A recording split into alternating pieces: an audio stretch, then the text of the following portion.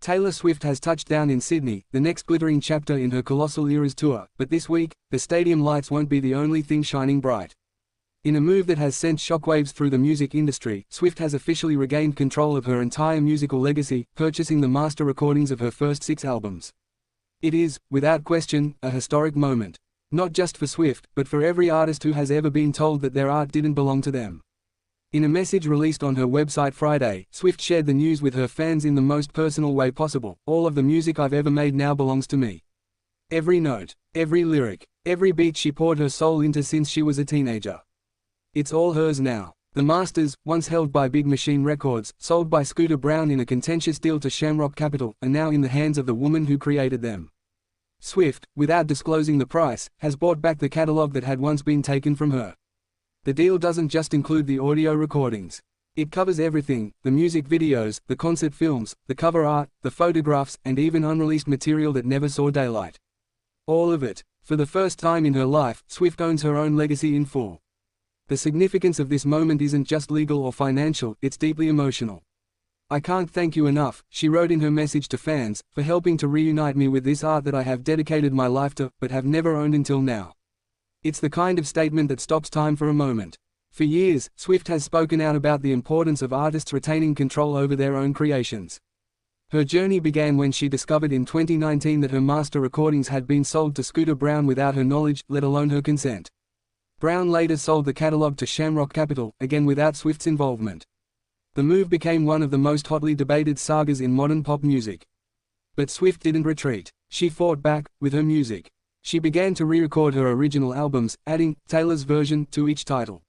In doing so, she reclaimed both her artistic autonomy and her commercial power. And the fans followed, in droves. From Fearless Taylor's version to Red Taylor's version to Speak Now in 1989, fans embraced the re-releases like Long Lost Friends Returning Home. Streaming numbers surged. Radio stations switched to the new versions. Even licensing for commercials and movies began favoring Swift's newly recorded masters. But even in the midst of her triumphant re-recording campaign, one album remained elusive: Reputation.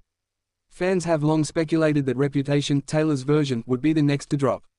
Hints, Easter eggs, cryptic messages in tour visuals, all of it pointed to the long-awaited release. Yet in her new statement, Swift revealed otherwise. "I haven't even re-recorded a quarter of it," she admitted. Instead, she chose to highlight something else. "I have completely re-recorded my debut album," Swift wrote. "And I really love how it sounds now." That debut, the self-titled Taylor Swift album, introduced the world to a teenage girl from Pennsylvania with a guitar, a diary full of lyrics, and a voice that would soon echo across generations. Now, it's hers. Every twang of Tim McGraw, every note of Teardrops on My Guitar, every country ballad that marked the beginning of a global empire, it all belongs to Taylor. And she's in no rush. Reputation and the debut can still have their moments to re-emerge when the time is right, she added. That line alone sent the Swiftie universe into a frenzy. Timing is everything in Swift's world, and she controls it all now. The impact of her journey is reverberating across the music industry. Australian singer-songwriter Pete Murray recently announced the release of Better Days Pete's version after being inspired by Swift's example. "Taylor did it and I was thinking, wow, that's how you do it," Murray said. That's the power of reclaiming agency. Swift's boldness has paved a path for others, not just pop stars, but indie artists, country musicians, and songwriters of all stripes. It's no longer just about fame. It's about ownership. As Swift continues her Eras tour in Sydney, with 4 sold-out shows ahead, the sense of triumph is everywhere. She's standing on top of the world, artistically, emotionally, and literally, commanding stadiums, streaming charts, and boardrooms all at once. There's a poetic symmetry in this. As she performs The Archer and Enchanted, she does so not just as an entertainer, but as a businesswoman. As a symbol of artistic sovereignty. There are no more intermediaries. No more red tape. No more being at the mercy of men in suits. Taylor Swift now owns her own story. And she's writing new chapters every day. Her Sydney arrival may be headline news, but her latest move in the Masters battle is the real story. A masterstroke, both in business and in principle. It isn't just Swift's music anymore.